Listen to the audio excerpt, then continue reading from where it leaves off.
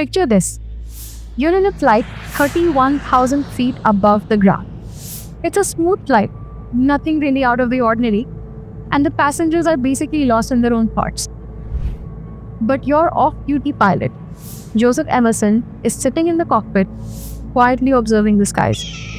His face seems calm, his hands are steady on the armrest, but inside his mind, a storm is brewing. 48 hours prior to this particular flight, Emerson had taken psychedelic mushrooms. Nothing outrageous really, because by this time, the chemical compound psilocybin present in magic mushrooms would have been metabolized. However, what he hoped would bring him peace or maybe even an escape instead brought him chaos. You see, psychedelics are often hailed to open the doors to the unknown, opening the doors to different kinds of perception. But they can also sometimes shatter them. And in Emerson's case, this is exactly what happened. The line between his reality and delusion completely crumbled. Convinced that he was in a dream state, or maybe even trapped in an alternate sort of reality, he chucked his headset across the cockpit and announced to his co-pilot, "I'm not okay," and then proceeded to grab the big red handles responsible for shutting off the fuel supply to the plane's engine, attempting to crash it. In Emerson's head, this was not an act of harm. In fact, it was an act of liberation. If he was in fact dreaming, then doing something extreme like crashing the plane that he's flying would completely snap him out of it, right? But for the 80 passengers aboard, this almost turned into a tragedy. Thankfully, almost.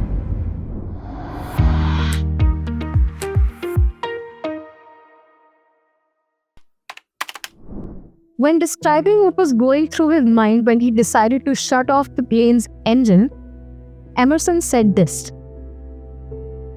"I didn't feel okay. It seemed like the pilots weren't paying attention to what was going on. I pulled both emergency shut-off handles because I thought I was dreaming, and I just wanted to wake up." Thankfully, Emerson was subdued and the plane landed safely. But the aftermath led to some deep questions. How could something as celebrated as psychedelics for their potential lead to such peril?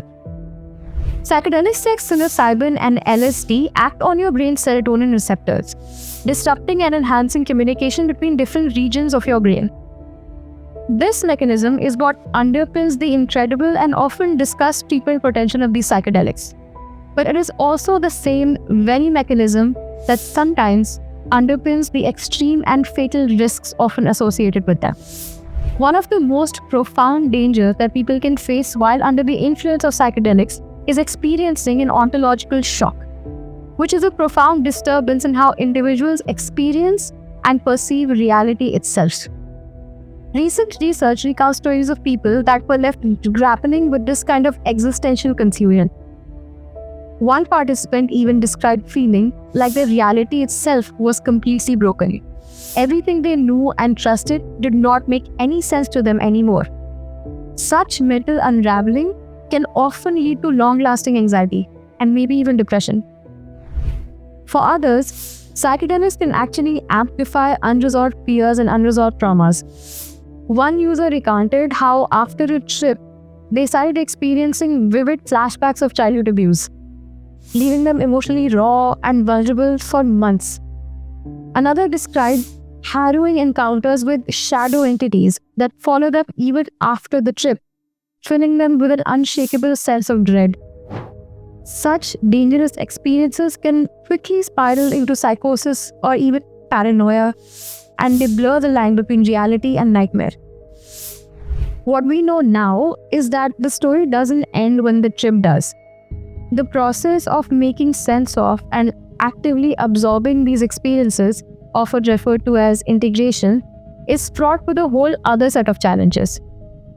Some find it difficult to connect with their loved ones after the experiences, as if they're living in a fog. Others feel a sense of haunting emptiness, as if they left a part of themselves in the altered state. It's clear that without real support, The aftermath of such experiences can be deeply isolating and extremely destabilizing. Here's what another participant had to say about their experience of a psychedelic trip. I went looking for God and for love and for connection, and I got the exact opposite. It gave me this feeling of existential betrayal that to this day I feel has created a profound distrust for me, of a very deep sense of not feeling safe in life. But please, do not get me wrong. These substances aren't inherently good or bad. They're just tools. They're potent, they're unpredictable, and they're brimming with unexplored potential. But for every story of transformation, there's also an equally powerful story of distress.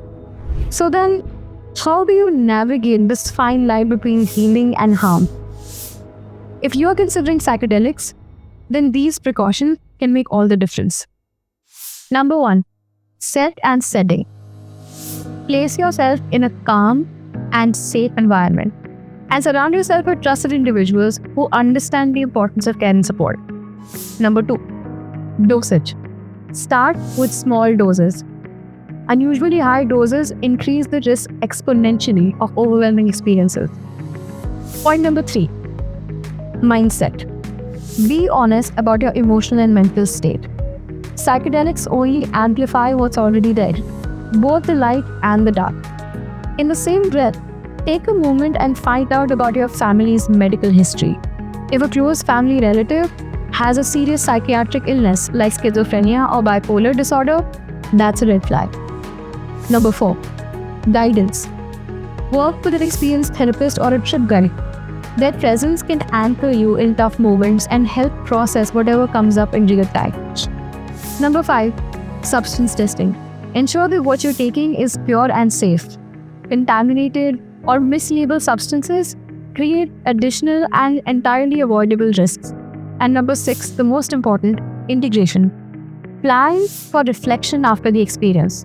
Plan journaling, therapy, or talking to someone who understands the experience so that they can help turn your confusion into insight. The pilot Joseph Emerson had been suffering from severe depression since 2018 because of his close friend's death. He turned away from traditional pharmacotherapy because of the aviation industry's strict policies against flying under certain kinds of medication. Policies that also unfortunately discourage many pilots around the world from coming forward and talking about their mental health struggles openly. Instead, he turned to psychedelics, not to discover the secrets of the universe or to discover himself, but just to self-medicate for a deep emotional pain. What followed was a week-long psychosis episode, a very close brush with multiple fatalities, including his own, and a non-bailable prison sentence. Emerson is just one of many stories where experiences with psychedelics took a scary and unfortunately irreversible turn, reminding us once again that we do not know what we do not know. And if we can avoid being at the wrong place at the wrong time when trying to find that out, we should. For our sake and for the sake of those around us. Hi, I'm Raveen, and we here at Therapy Tips bring to you thoughtful mental health content every week and try to make mental health resources accessible to everyone. If you're interested to know more, visit www.therapytips.org. If you found this video interesting, please hit the like button and consider subscribing because it encourages us to bring more such content to you every week. If you have questions about psychedelics, leave them in the comments below and we'll try our best to get to them. Bye, and I'll see you in the next video.